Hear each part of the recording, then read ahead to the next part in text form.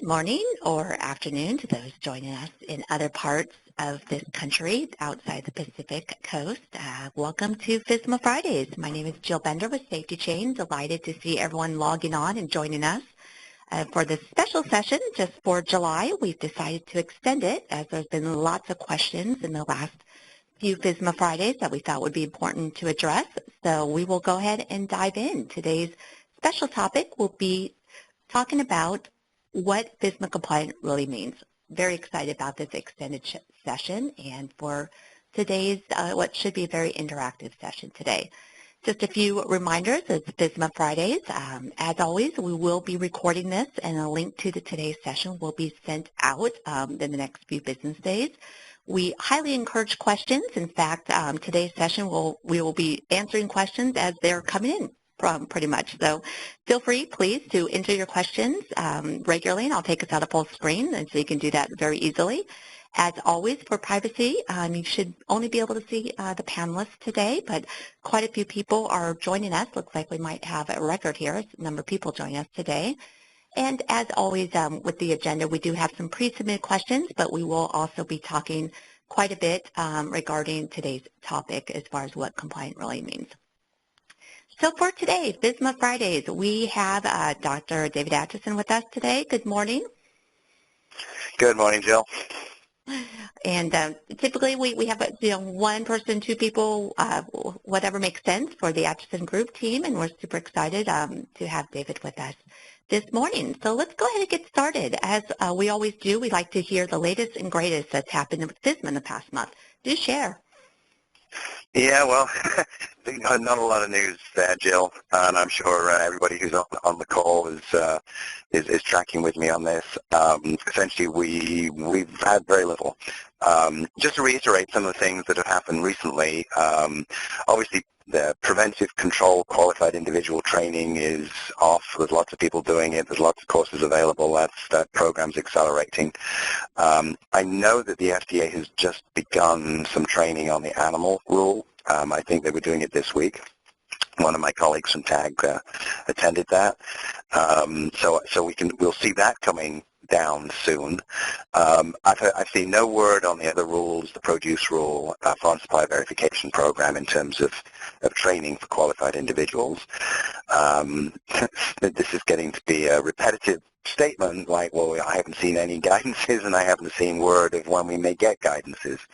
So part of, I think, this morning's strategy is, given that we don't have guidance and where are we going with these rules, and we're rapidly approaching the witching hour in September, how do we navigate through all of that? So unfortunately, not a lot of updates, which perhaps is not totally surprising given where we are. But maybe a month from now, Jill, we'll have lots of good updates and new guidance documents, but we'll see. Okay, great. And again, I think you mentioned this last session that no surprises there, right? As everyone's sort of preparing and figuring things out. So we'll go ahead we'll go ahead and dive into today's discussion and what being FSMA compliant really means. And what I think is interesting about this topic, and something that we did a little bit differently, is we went ahead and asked you, our audience and members of this series. I have to say that it's 2,000 plus. I think the numbers are much higher than that, of the people that tune in or listen to the recordings of these monthly discussions that we've been hosting for the last couple of years. And we got some really interesting feedback when we put that question out there. I think about 100 plus, probably numbers a bit higher now, of people that provided their input, what they felt FSMA compliance really meant, and excited to hear David's response to some of the things that came up. So we see lots of stuff on here. That's a slide here, Dave. Let me decipher this from you. So what we have here on the slide, for those of you who aren't actually logged into the WebEx platform, there were some key themes that came out of when we asked, what does FSMA compliant really mean? And the key themes, based on how many people shared those, we have the key things that came up was around better record keeping, or document management, or inspection readiness were the sort of the top things that popped out.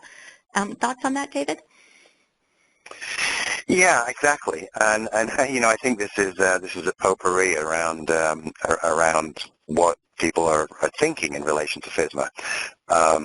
So if we look at the dark blue ones on this, and again, as Jill said, for those who can't see this, that the record keeping, inspection readiness, and document management, these are the sort of things people are sort of just like, okay, what does this mean? And hopefully in this hour we can dig into that a little more about whether this is all about just, okay, I've got my records, I'm good to go, but the philosophy behind FSMA and how to approach it. So I think this is no shockers in many ways. It's just sort of the concerns and the questions about what compliance is all about. But let's keep going, Jill, and dig into some of these in a bit more depth. Okay, great. And then just, again, for some of those that can't see the slide, some of the other, key themes, obviously, that people shared around FSMA being about regulations or a shared set of rules, preventive controls.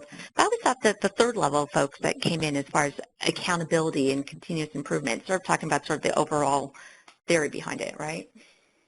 Yeah, no, exactly. Right. And, and I think this is all sort of part of, is FSMA just a regulatory nightmare, or can it be leveraged into driving towards industry best practices? And I think a comment here that will probably resonate with almost everybody on this call is the recognition that there's an awful lot about FSMA preventive control rule, and let's just sort of focus on that and how it aligns with Global Food Safety Initiative scheme requirements, and it aligns incredibly well. And which really isn't, it's like, well, why is that? Is that just pure coincidence? Well, absolutely not. They're both predicated on Codex. Codex essentially sort of set the standards around risk-based thinking and how to get there, and that's what the GFSI standards guidance documents are about. It's what the schemes are about, and it's what FSMA is about. So I think there is recognition, I think, by many that this is just driving us all in the direction of preventive control thinking and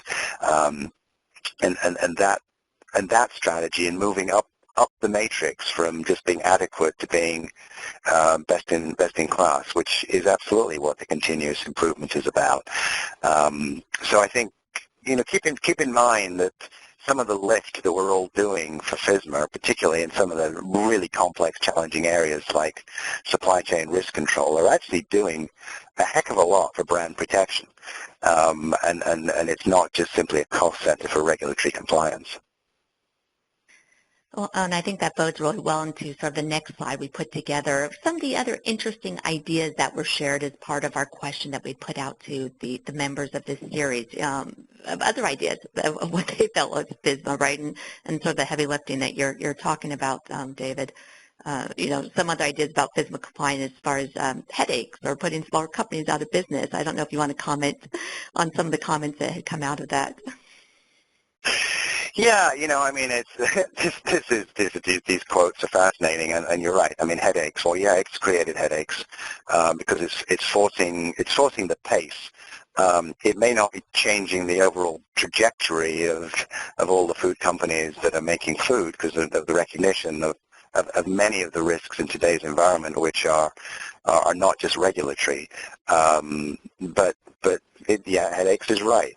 The notion of putting smaller companies out of business, well, yeah, some smaller companies probably will go out of business because they're not able to meet some of these regulatory requirements. But obviously there's allowances for all of that in terms of timing and compliance. And I got no sense whatsoever that anything about FSMA was anything to do with trying to pull people out of business. On the contrary, I think FSMA bent over backwards to protect small companies, to punish those who aren't doing what they should be doing.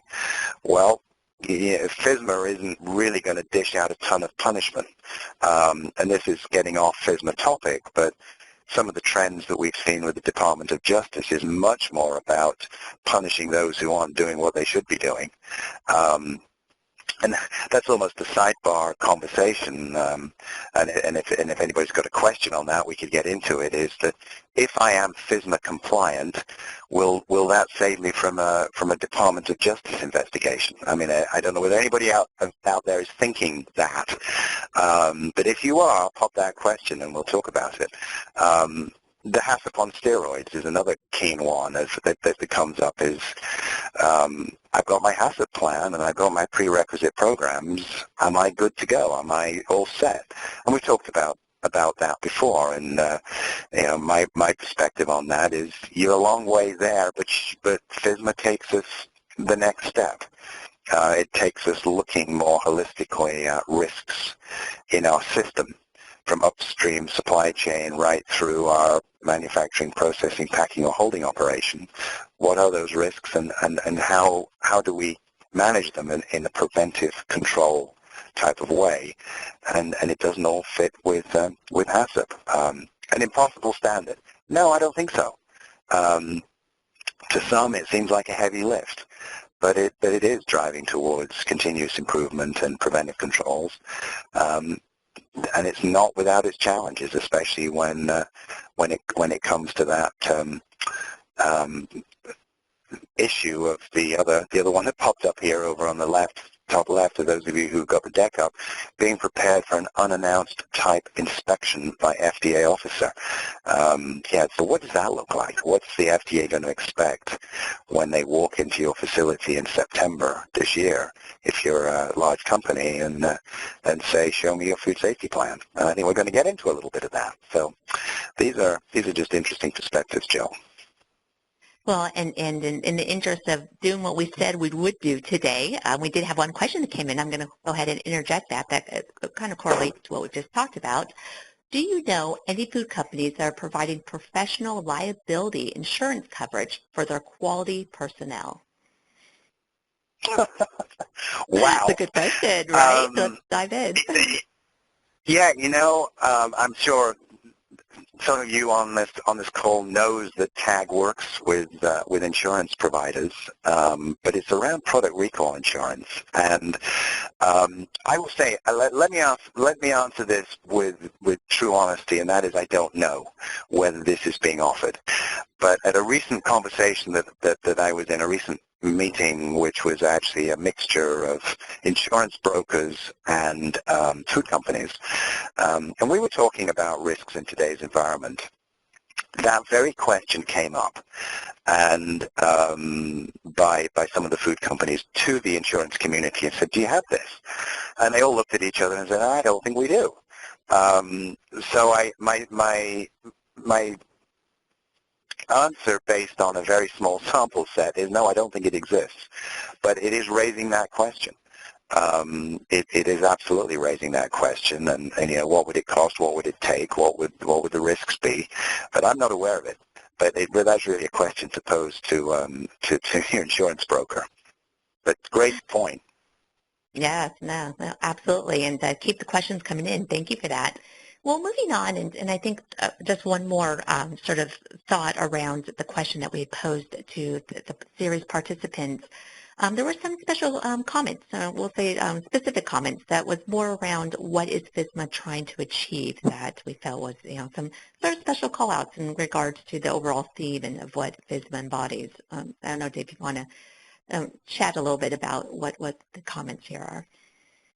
Yeah, and I don't want to get into detail on these comments, but I think if we look at our challenges for FSMA implementation, it is more one of recognizing that it is not a project.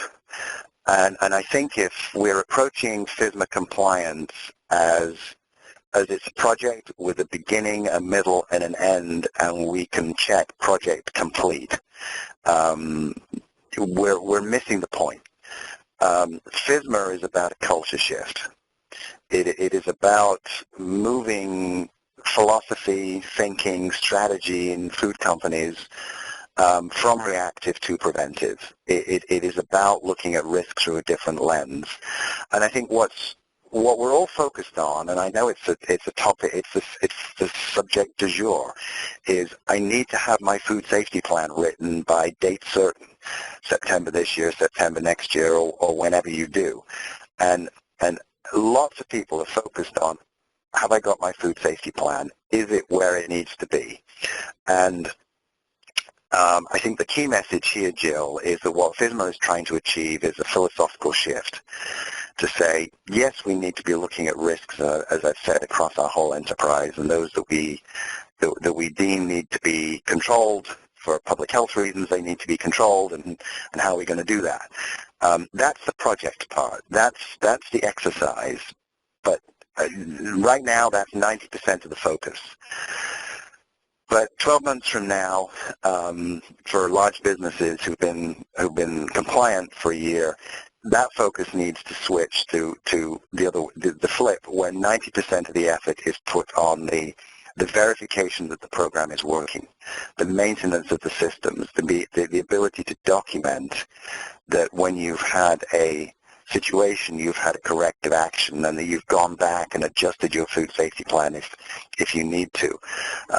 So right now, to reiterate, we're on a 90% project focus. Let's get our food safety plan built. And my belief is, arguably, that's the easy part.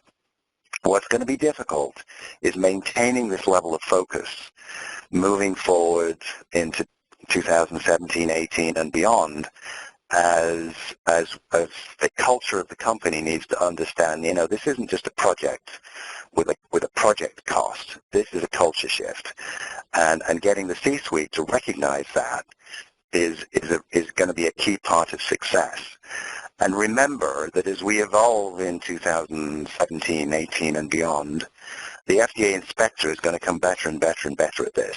And they are going to shift from, well, show me your food safety plan, to show me how your food safety plan is continuing to operate on a day-to-day, hour-by-hour basis, and that your preventive control qualified individual is indeed monitoring the programs, looking for the points where it's deviated, making those corrective actions, documenting them, so it's shifting truly from the project to the living, ongoing culture shift, which is what FSMA is all about. So I think that's some of the call-outs that I got from some of these thoughts here, Jill, as we move forward from the focus on the deadline to the focus on this is a game changer forever for FDA-regulated foods. Right. Thank you for that, David. I know, with our sessions, we've always been very tactical in that respect of providing input on specific areas. So hearing that sort of global perspective, bringing that message back in, I think is really important, and certainly I can imagine resonates well with this audience. I'm going to go ahead, and I just realized we were in full screen. I'm going to take us out of full screen, and that way it makes it a bit easier for people to put questions in as we're going through here. And we'll just sort of continue. I think the next slide, and David, you and I talked about this in preparing for this session, is, really the noise that's out there around the project, if you will, what you just talked about, and the importance. So, care to comment on the next slide? Yeah, I mean, this is what we're trying to get at with this slide is, and again, it's philosophical, and it's the notion, well, if I've got all my documents and records straight, I'm going to be okay. And clearly, you need to have all your documents and records straight. Absolutely, that's a given. And if you haven't got those, then you will be deemed out of compliance, and looking for any sort of leverage, technological or otherwise, that can help you do that is just a good use of resources. But what the key point here in this slide, and it focuses back, reflects back on what I've just been saying, is this is a philosophical change. And some of the things that, again, I'm sure lots of people on the call are thinking, and I know I've been asked it many times, I've thought about it, is I have my preventive control qualified individual sitting in my facility. And that person has been trained, and they've gone to the classes, and they know they get it. and they have looked at risks in their facility, and they've looked at their potential risks, and they've said, no, we don't think this one is one that requires to the level of requiring a preventive control. And along comes the FDA inspector, and he looks at the situation, and he says, why don't you have this one as this risk as one with a preventive control? And where's your monitoring and your validation? And you then get into an interesting dialogue, I'm using the term interesting euphemistically, between the preventive control qualified individual and the FDA inspector around, well, I don't think this should be elevated to a preventive control required for the level of risk. And the inspector saying, well, yeah, I do. So this is sort of getting to the HARP-C philosophy. And maybe we're getting a little ethereal here, Jill, and a bit challenging, but this is what we're all struggling with is the grayness in this rule. And I don't want to continue to beat up on the guidance documents. I'm hoping, relying that the guidance documents will give us more granularity, they will give us more black and white. But I suspect there'll still be an awful lot of gray zones even when we get the guidance documents. And that's truly what this is supposed to convey is this shift towards a risk-based preventive control sort approach.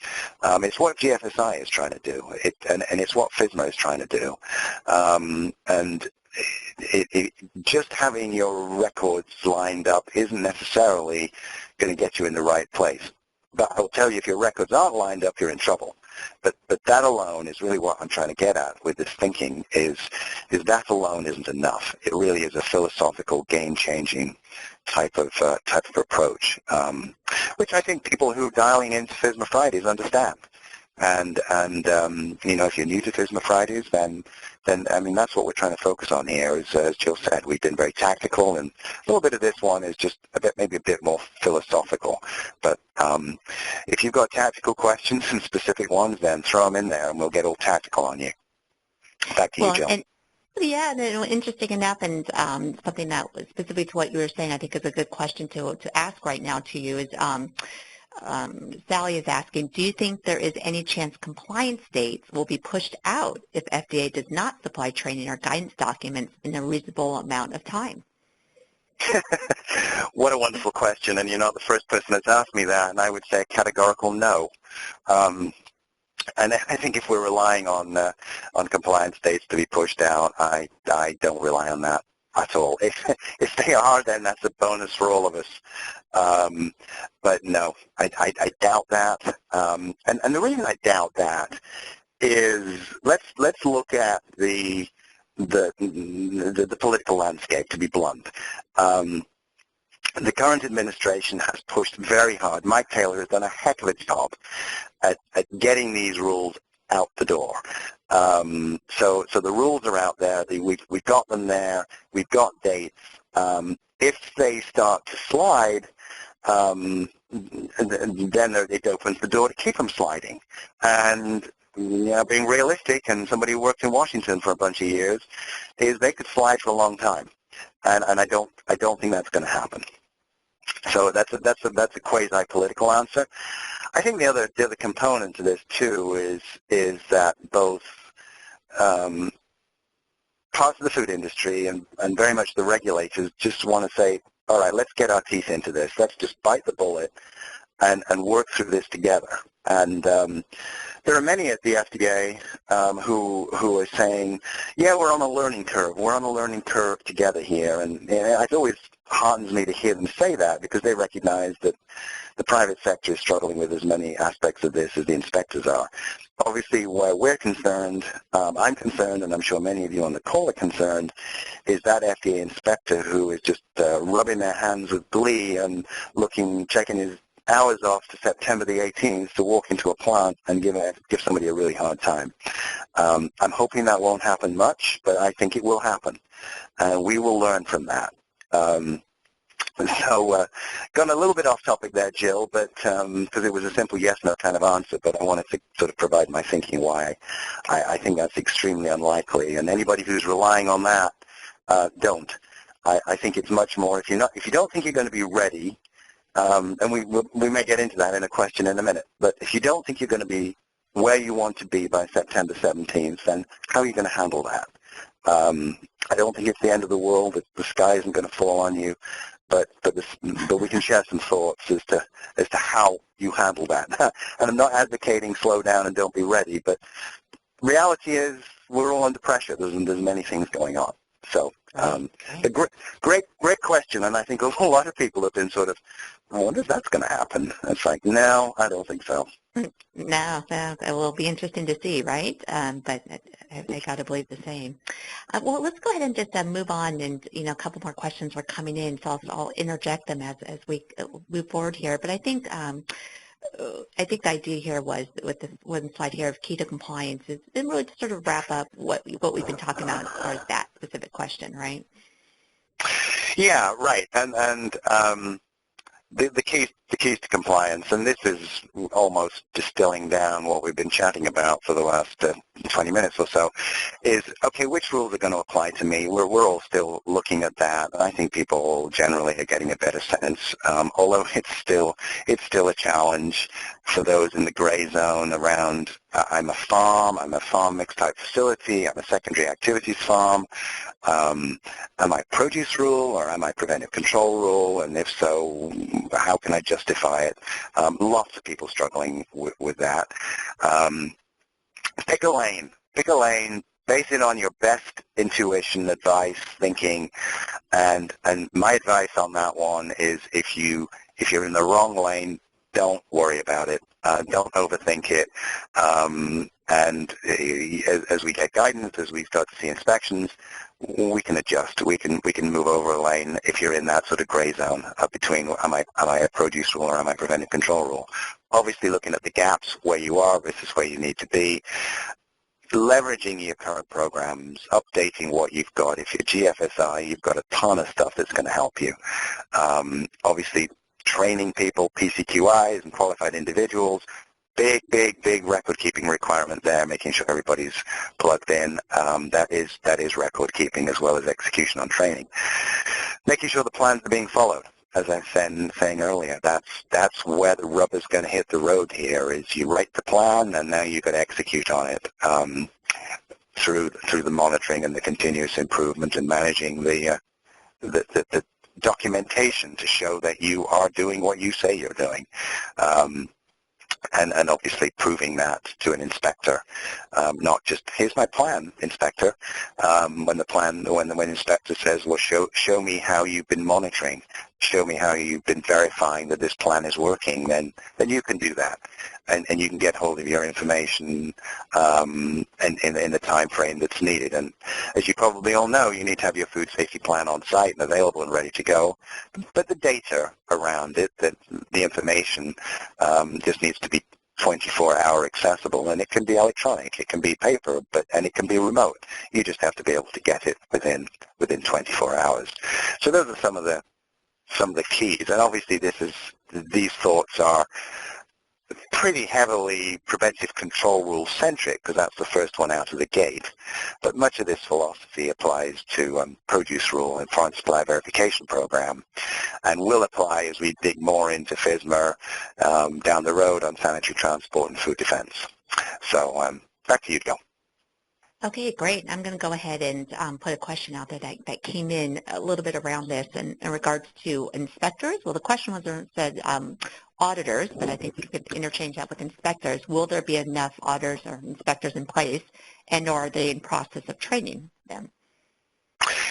Yeah, that's a common question too. Is FDA hired a bunch of people? And I think the answer is no. I'm not aware that they have. I think my belief is the frequency of inspection isn't really going to change. The number of inspectors, at least in manufacturing and processing facilities, isn't going to shift. What will shift is their focus, their emphasis. Will move during a routine inspection to start to ask questions about FSMA compliance. I think where we will see change is on farms, as the FDA leverages others, particularly at the state level, to do inspections on farms around produce rule. Obviously, that's a little bit further down the road, but in some instances, not by much. So will there be enough inspectors? Well, yeah. What's enough? And depending where you sit in all of this, you may already say, well, we've already got too many inspectors. We don't need any more. And others would say, well, we need to increase inspectors by a factor of 10. Don't worry about will there be enough.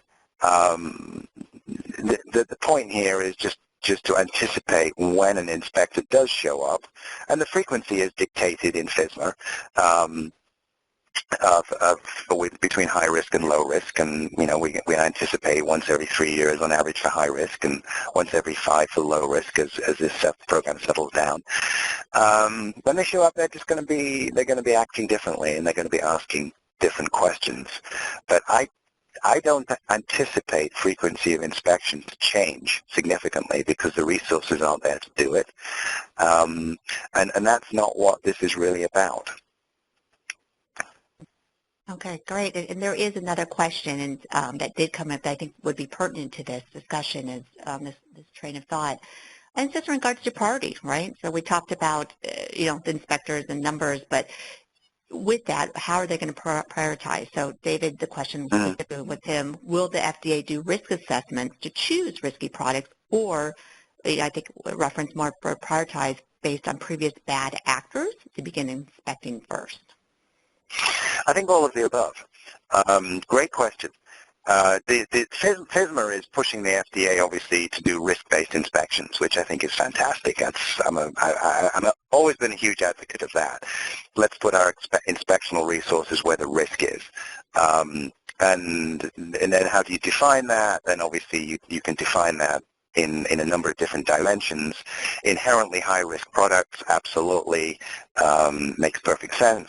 And then within that group, you've got track record, you've got history, you've got history of problems, of previous findings, and I think FDA has signaled and stated many times that their inspectional strategy is going to be driven by risk, and I think those are some of the parameters. So if you make a high-risk product and you've had problems, a recall, previous inspection didn't go very well, you had a 483 or worse, a warning letter, yeah, you're going to get looked at very carefully. I think that's what we're going to see.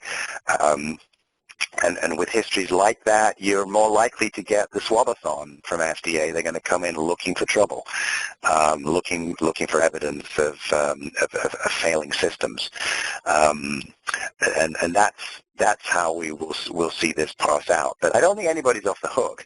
FSMA is driving even low-risk facilities to be inspected at some frequency, ultimately once every 5 years.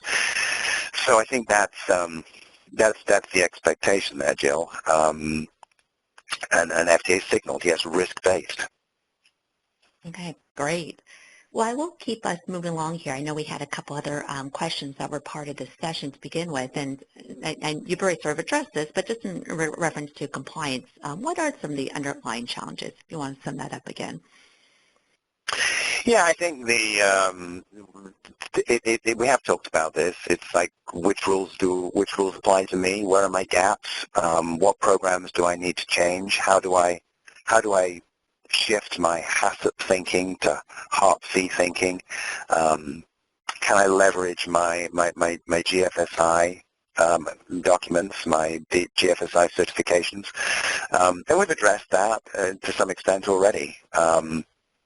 And obviously, as you can see on this slide, this is some of the information that we got out of our FISMA readiness survey that we did several months ago, and where folks had not done the gap analysis yet, and they weren't ready for audits, and even 10 people didn't even know which rule applied to them. I would suspect, Jill, if we did this again, things have improved probably quite a bit because there's been obviously a lot more focus on this.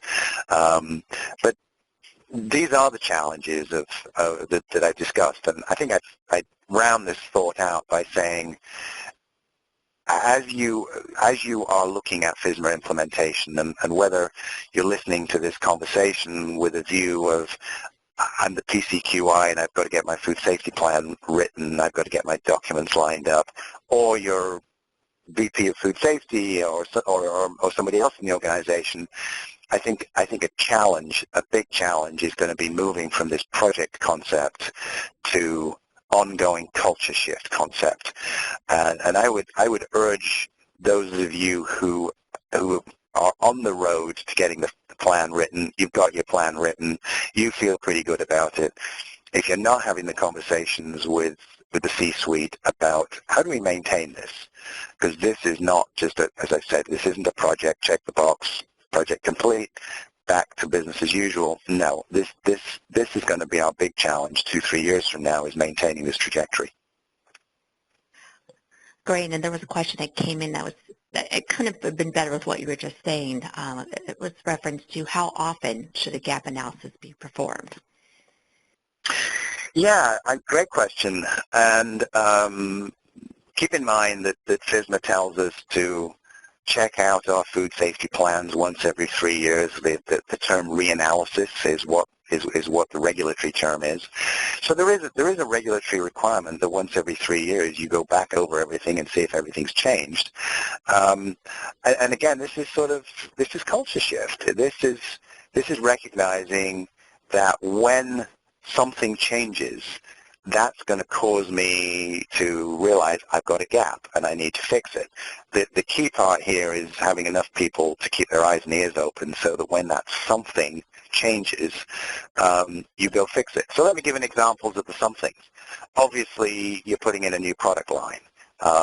It's not something that you've done before. You don't have a hazard plan on it. Absolutely, that's a no-brainer. You need to update your food safety plan.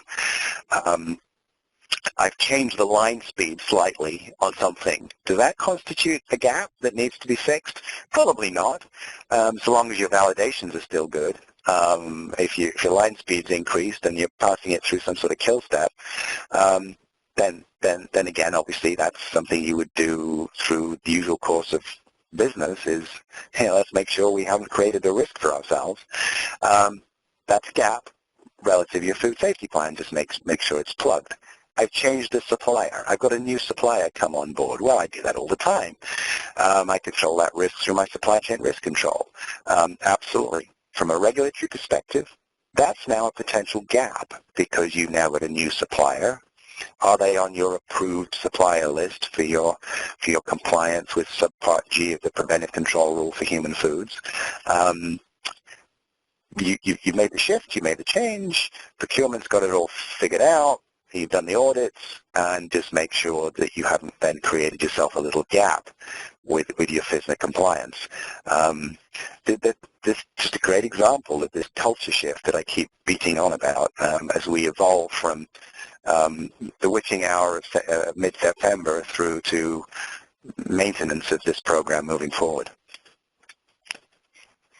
Well, David, you opened it up to another question by mentioning the procurement word. So if you don't mind, I'm going to just throw another question sort of falling a little bit back to what we talked about as far as responsibility. You up for it? Sure. Yes, of course. As Cheryl had asked, often QA is overridden by purchasing in the acceptance receiving of raw materials. We, the QA, document this approval the purchase through the purchasing department, but who is ultimately responsible if the FDA becomes involved? Oh, that's easy, the CEO. Yep, that is actually a very easy one to answer. The person ultimately responsible is the chief executive. We could spend the rest of this session talking about the Park Doctrine and criminal investigations and how companies have got in trouble without intent. So I think if you've got a clash, I say if you've got a clash, there's constant tension, and I mean that in a good way, between procurement, economic viability, producing high-quality product at a cost-effective level, and food safety. And this gets down to the culture and the philosophy behind your company. And if procurement are overriding quality, and by quality I mean food safety on an ongoing basis, you are heading for trouble. We've seen it. It's happened over and over. And in today's environment, you are heading for trouble. There's no question in my mind about that. And it's easy for me to say the chief executive needs to be made aware of this, and depending on reporting structures and survivability within the company and the culture and the personalities, that can get very complex and very difficult. But the consequences of not getting this right today have shifted dramatically. The consequences around reputational protection, the consequences around criminal investigation. This is not meant to be David shooting out a scare tactic. It's the reality of where we are in today's environment.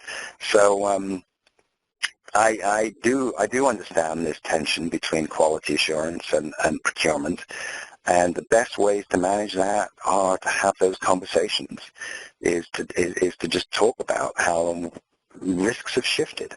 And in some companies that's a very easy conversation to have, and in others it's really difficult. And I think we just have to, if you are in QA and you're struggling with procurement overriding your decisions all the time, my advice to you is document it, because in my mind, it does create a vulnerability. So if you're saying don't and you're being overridden, at least create a paper trail where you've documented your thinking and your risks. And I've met people in the food safety business, as I'm sure many of you have, who have quit over things like that in today's environment, because they're saying, my personal risk is too high. I'm not putting up with it. I've got to get out. And I'm not suggesting that, and obviously that's a very extreme measure, but it is reflective of the regulatory environment and the DOJ environment that we're in today. It's not where we were a decade ago by a long shot. And this goes back to when we're focusing on the culture shift, right? And what really needs to happen. Yes. And this is not just a culture shift within quality assurance and food safety. This is a company-wide culture shift, and the chief financial officer needs to understand that. Well, I just paid for this FISMA project. Am I done now? Well, no, you're not. There's ongoing costs associated with this, and commitment from up and down the company. Great. Thanks. And again, I know I put you a little bit on the hot seat with some of these questions, so I appreciate that your willingness to keep this moving forward. Let's go ahead and they're great questions, Jill. I mean, they are great. Yeah. They are great questions, and we're obviously being a bit more philosophical in this FISMA Friday because as opposed to tactical. Well, and that goes into the next question, which is probably just a little tactical, but again, we've already talked about it, so I'll just, I'll put it out there. What are the key processes to put into place to ensure you're ready? I know you've already touched on this. Well, I think the key processes, and when I say assure you're ready, I'm going to answer this in the context of the preventive control rule and the food safety plans. By now you should be aware of the basic requirements of a food safety plan around understanding your hazards, potential hazards that then rise to hazards that require preventive control, and your justification for excluding things that you believe don't rise to that level, so that you can present that justification in a regulatory environment should you need to. Then implementing your preventive controls, validating the preventive controls, making sure you've got the documents to back that up, your system for monitoring those controls,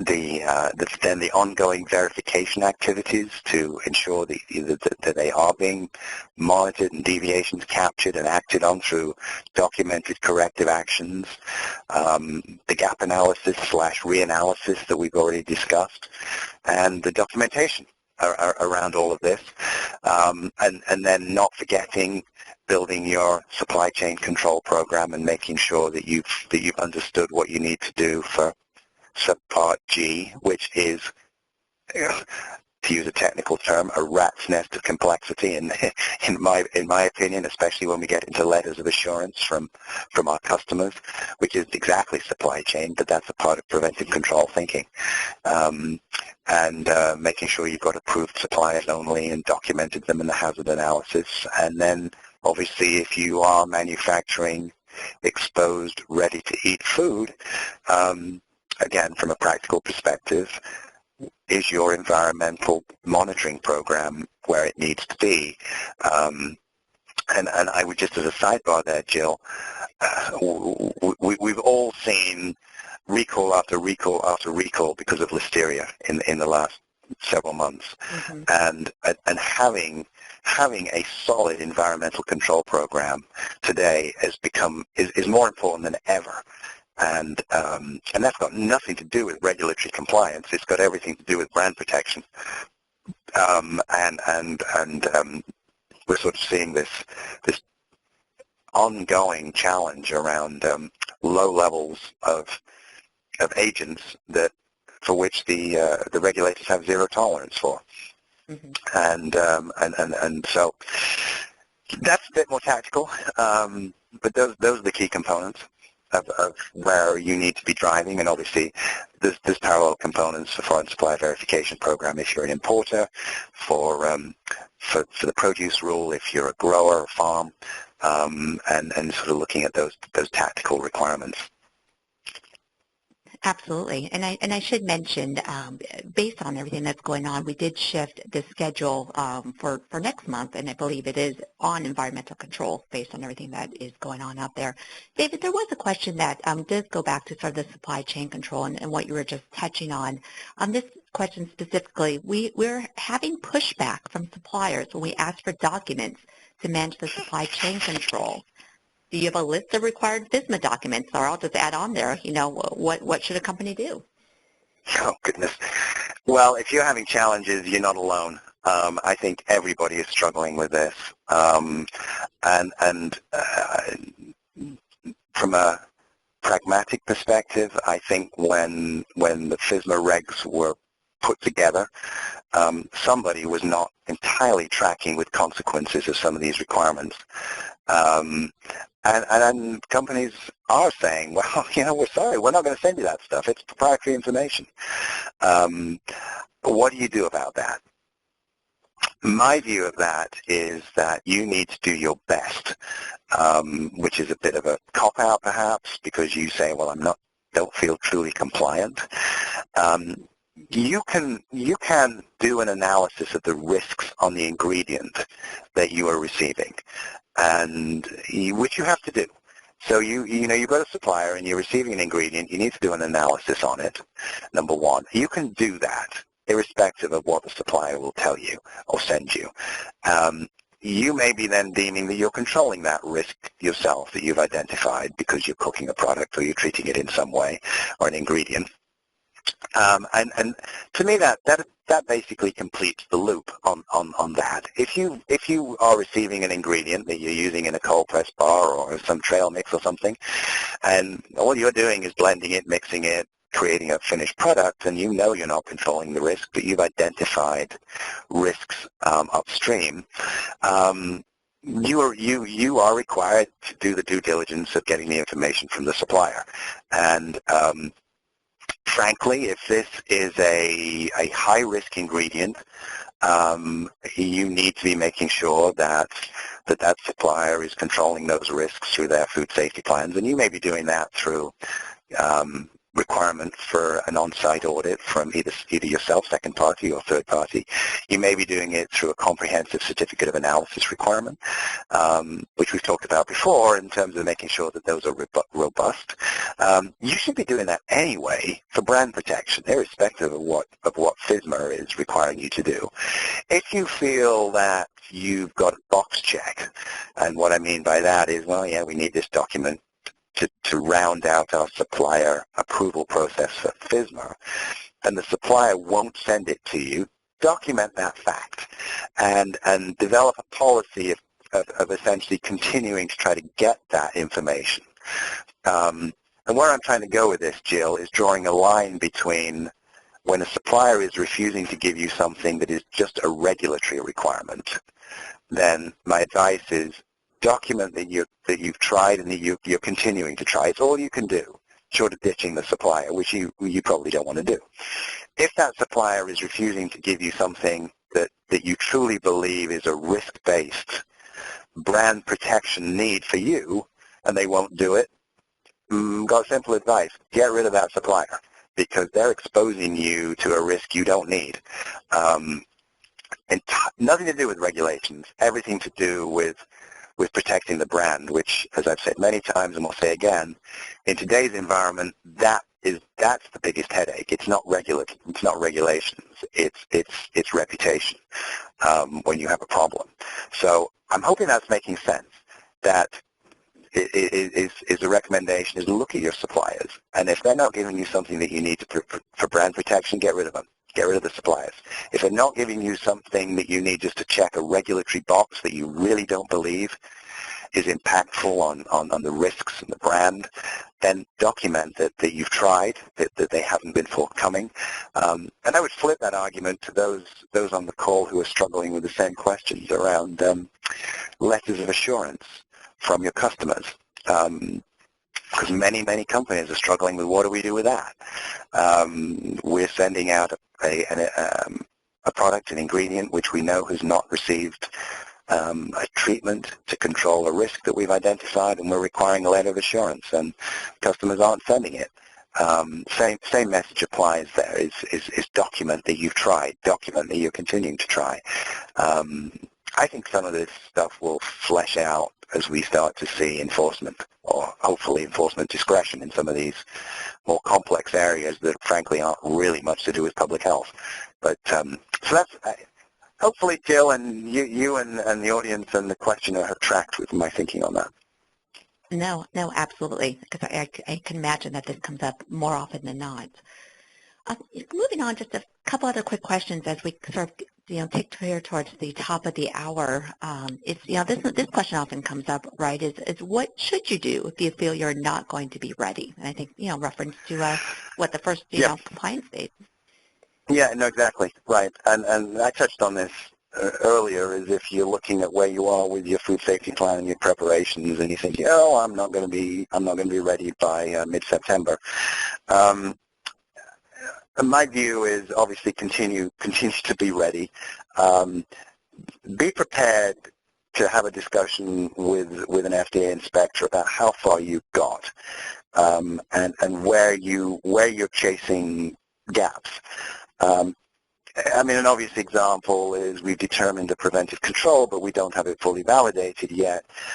Have a game plan to be able to explain how far you've got, what your trajectory is to get where you need to go for compliance. Be able to have that conversation around some of those specifics and some of those details that you may not have in place already by mid-September, and many places don't. I think what's important, which you can do, is be ready to talk the Hep-C talk. Be ready to, when the inspector comes in and talks to you or asks you for specific FSMA requirements, that the person in the facility who's dealing with the inspector understands the philosophy of FSMA, understands the things we've been talking about, understands that you're moving to risk-based preventive controls. Be able to show an inspector how you've laid out your risk thinking, even if it's not complete. That's, to me, I'm not saying that's okay, but that's reality. So I think what's important is if you're not quite ready, at least be ready to talk the talk. At least be ready on that, which should be doable. If your PCQI isn't exactly where you want them yet, I won't say that's okay, because it's not. You're out of compliance. But at least be ready to say, well, yeah, Joe's off for PCQI training December 1st. It's the earliest we could get him in. But he's got all this experience, and we feel pretty good, but we're going to get him trained. I think that's my advice, is be ready to talk the talk. If when the inspector shows up and says, show me your food safety plan, and you say, show you my what, you're in trouble. And so I think that's I'm stating the obvious. I don't think anybody who's taken the trouble to dial in for this conversation will be in that position, but some of their suppliers might be. And again, keep in mind that we're looking at the deadlines and recognizing that supply chain control is pushed out 6 months on top of the preventive control. So some of this stuff we do have a little bit more time. Okay, great. And we'll kind of wrap this up with some of the last question that we had, at least for this session, is, after September 17th, how will the FDA approach inspections? Biggest unknown on the book, that one, isn't it? I don't know. What I've heard over and over and over from the FDA is we're on a learning curve just like you are. I think they are going to come in and ask gentle questions. At least this is what they've been told to do. I really believe that. It's like let's coach as much as so carrot as much as stick, if you like. We're going to have exceptions. We're going to have inspectors, I have no doubt, who feel like they've just been handed a very large weapon and they're going to go in and use it. It will happen. I know it will happen. But I think philosophically, what we will see is a progressive move towards building slowly with I hope recognition that this is a major shift. It's a major learning curve. That's my thinking for the first 6 to 12 months. This will change over time.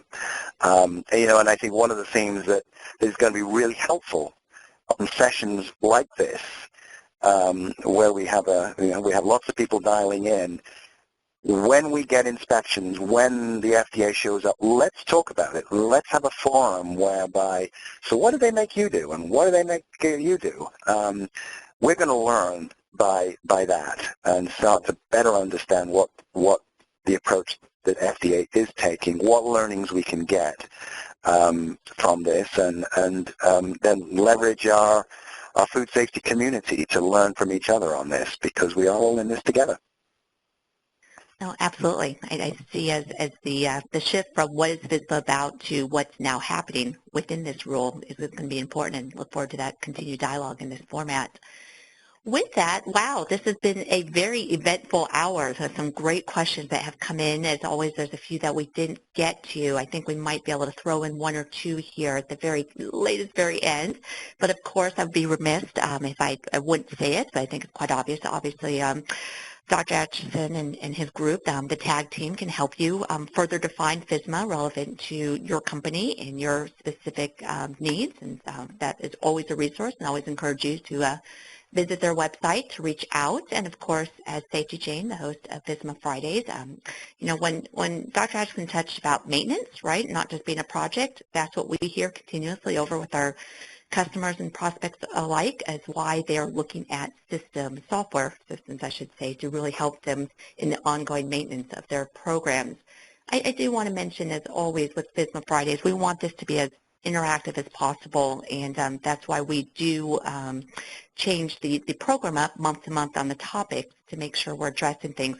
So I should point out, I was wrong. We did have September as our environmental control programs as the topic in September, and in August we'll be touching on ready for FSMA, or what should you do if you're not, and we'll look at that and see if we should shift things around. There were a couple questions, David, I did not ask you that came in relative to the upcoming election and what to expect, right? But we'll be talking about that in October, because I know that will be sort of heated discourse perhaps at that time. So with that, it is the top of the hour. This was a special extended FSMA Friday session. We're cognizant of people's time and try to keep these within a half hour or so of your time frame. But again, appreciate everyone's involvement and questions that came in. And there's lots of other learning opportunities. We have a BRC FSMA webinar coming up, and assessing gaps in your food safety plan programs. And as I always mention, TAG always has a plethora of resources on their website and opportunities too. Any parting words, David, in this interesting dialogue here today? Just to thank everybody for being part of this, and hopefully some of this philosophy and thinking and trajectory was helpful. And I think the parting word, Jill, is coming back to we're going to be shifting from the project to the culture shift. And if you're not thinking that, then start thinking that. And arguably that's going to be our heaviest lift as we realize we need ongoing thinking support on this. And I do urge all of us to share experiences. That's how we're going to learn. And we may be as much about trying to educate the regulators as the regulators are about regulating us, because at the end of the day, we should all be pulling in the same direction, even if some would have us feel that we're not. But no, appreciate the questions, and thank you for joining us on FSMA Friday. Back to you, Joe. Excellent. And thank you, David, always for your time and thoughts and your team's thoughts as well. Thanks, everyone. Best to you, and we'll look forward to the next FSMA Friday session.